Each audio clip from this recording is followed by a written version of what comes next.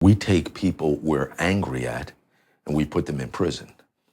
Prison should be for people that we're afraid of. You know, you go to prison, you learn how to steal, cheat, lie, manipulate, con, gamble, and most importantly, you learn you have a verbal disagreement with somebody, they gotta get cut. Is that really what I want back on the streets of my community? No.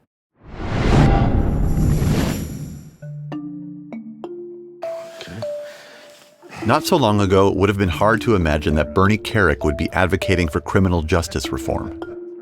That's because for nearly 2 decades, his job was putting people behind bars. He served in the New York Police Department and as a corrections officer, and eventually ran Rikers Island Penitentiary, before becoming New York City's top cop. But prison changes a man. That's something Kerik found out the hard way in 2009 when he was sentenced to 4 years in a federal penitentiary after pleading guilty to 8 felony charges, including corruption, tax fraud, and lying to White House officials. The reason he was talking to White House officials in the first place is that in 2004, President Bush nominated Kerik to head the Department of Homeland Security. Bernie Kerik is one of the most accomplished and effective leaders of law enforcement in America. Just a week later, Kerik withdrew his nomination over questions about the immigration status of his nanny. And as we now know, that turned out to be just the beginning of his problems. We first met Kerik in 2008 when he was in the middle of his battle with federal prosecutors. He was calm, cool, and collected, if not a bit bitter. Every cockroach will come out when you're down. They don't have the balls and they don't have the courage to attack you up front. Now, after serving 3 years and 11 days in a minimum security facility in Cumberland, Maryland, he says he sees the way we punish people in a whole new light. He's started a nonprofit organization working for criminal justice reform and has written a book about his time in prison called From Jailer to Jailed. Yeah, you gotta hold the book. Our criminal justice system is supposed to treat everyone equally, not to insult anyone in here, but if you believe it does, you're either stupid or naive. We went back to Kerik's house in Jersey to find out if he really is a changed man.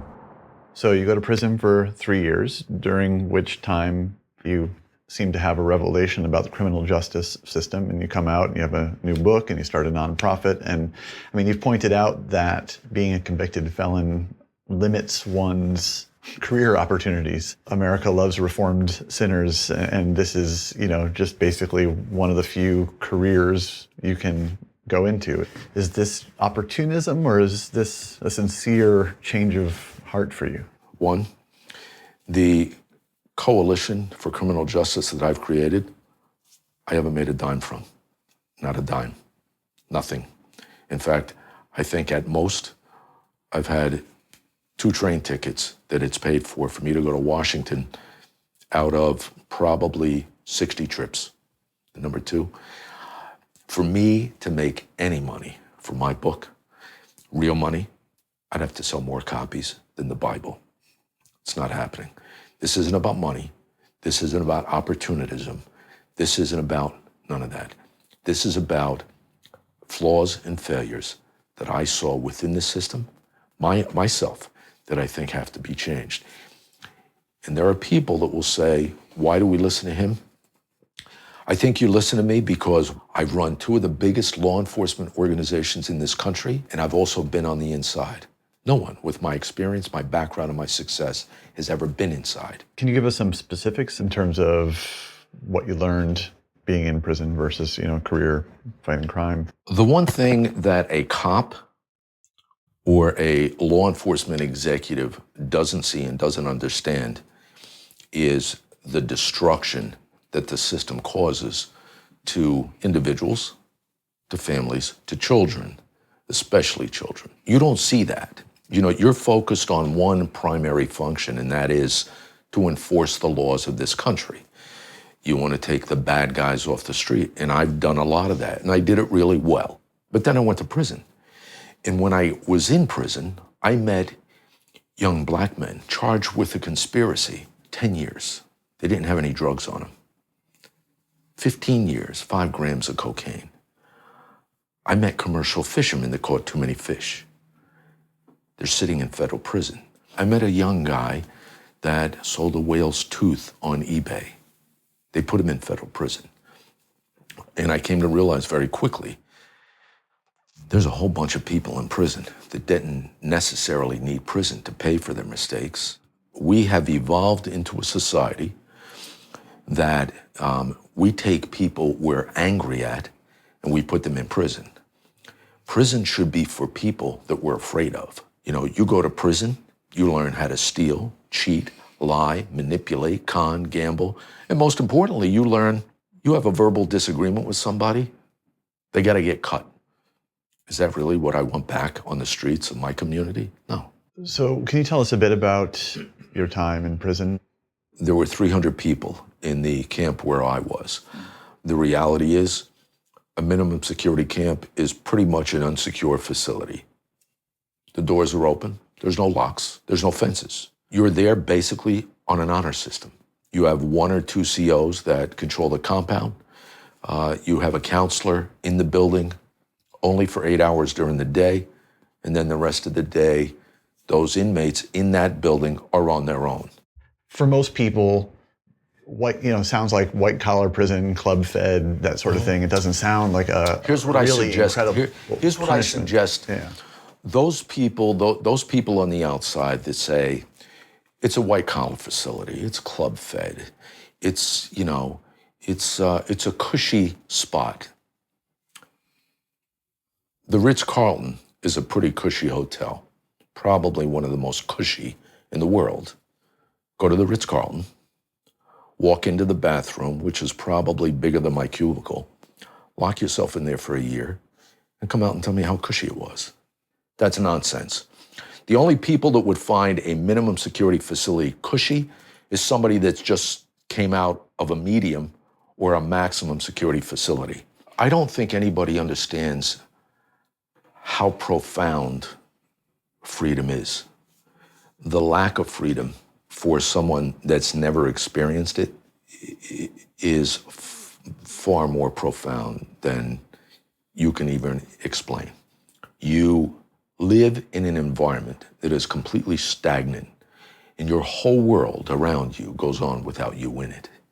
Your kids grow, they graduate from school, and then you have major family events that happen, like you have a death in your family, and there ain't a damn thing you can do for your family.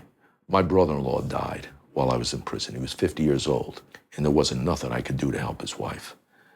All I could do was sit on the other end of a phone and listen to my wife and all my family in the background screaming and wailing and crying.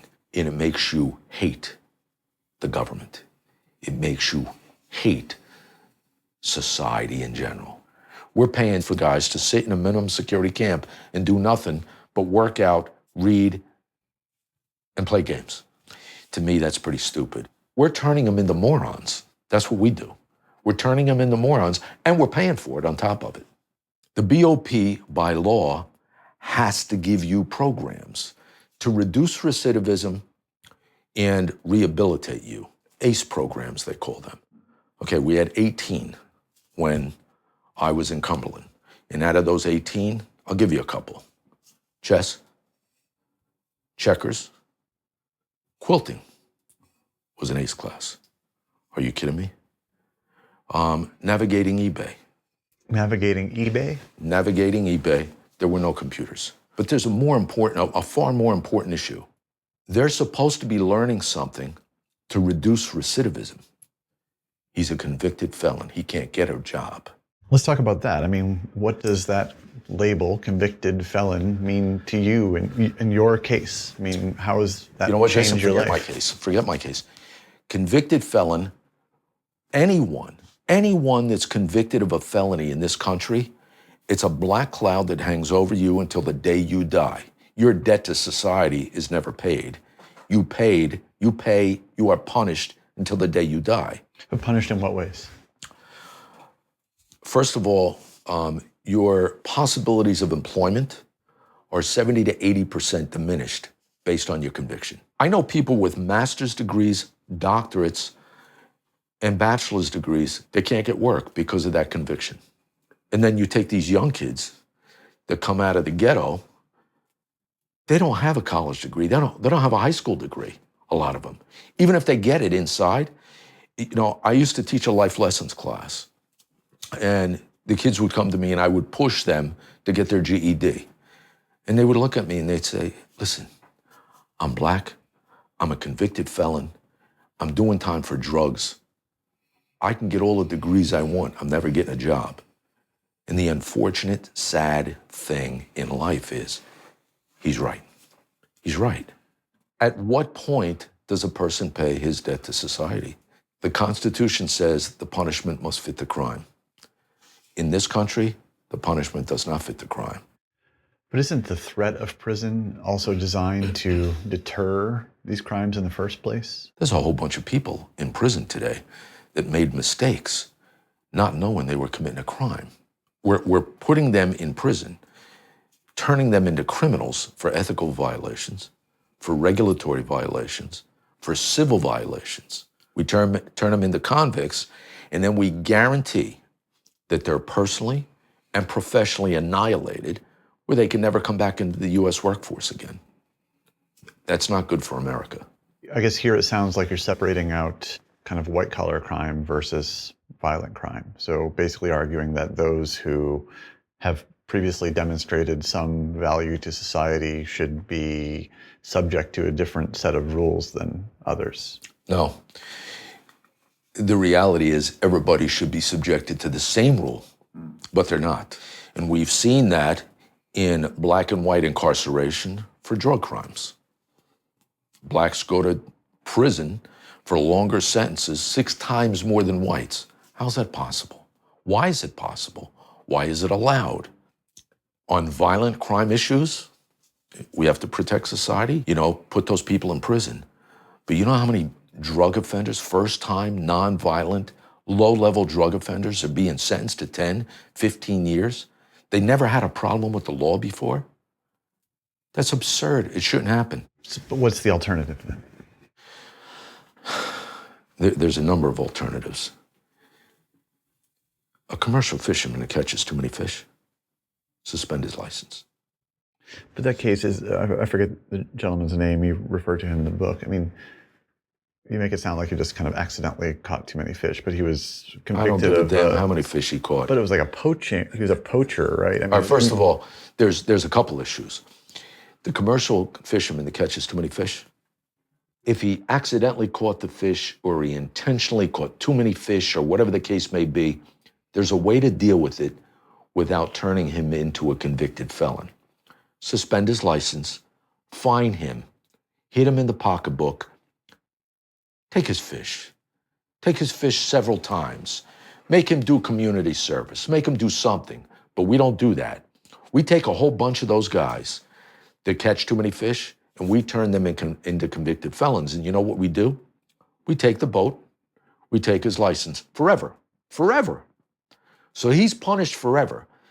The guy started fishing at 17. He's now 55. It's the only thing he's ever done in his whole life. So we guarantee for the rest of his life, not for that 18 months he's in prison, for the rest of his life, he can't do the only job he knows. He loses the boat, the 6 people on the boat lose their job, the wife loses the job, and it goes on and on. Right. I mean, let's take 2 examples. You have Joe the fisherman who accidentally caught too many fish and is in violation of the Lacey Act, and you fine him and you hurt his business and he feels the sting and he learns his lesson and he pays the price. But versus Phil the fisherman who is actively engaged in a very organized poaching operation from which he profited millions of dollars every year, who takes a financial penalty as just kind of the cost of doing business. It makes it sound like just kind of a tax on crime and for only the times that a person does actually get caught. There should be due process. It's sort of like when you correct your child. You correct your child, you tell your child don't do this, and you smack him once on the hand, and he kind of gets it. But maybe he doesn't get it. Maybe he comes back and does it again. Well, then maybe he gets 3 cracks. Or maybe he has to stand in the corner 2. Or maybe you take away his something that he loves. I think there should be due process. Guy makes a mistake, he's punished. Makes a mistake again, maybe he's punished again, maybe more severe. 3rd time, all right, Then you go after it criminally. We don't do none of that. Right to prison. Let's go right to prison. Bang. Everybody goes to prison. I want to make it clear.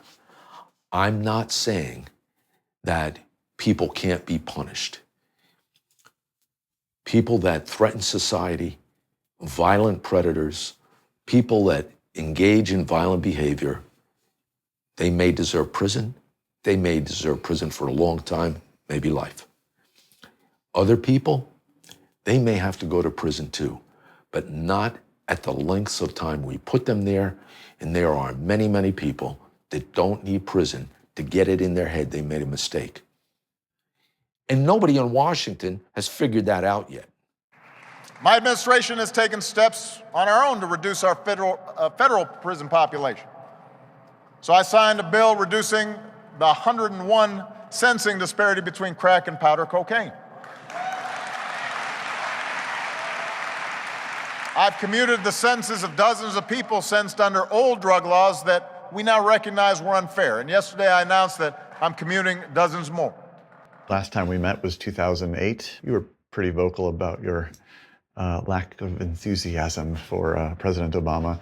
And I'm curious, looking back, what you think of his presidency, but especially in relation to criminal justice reform.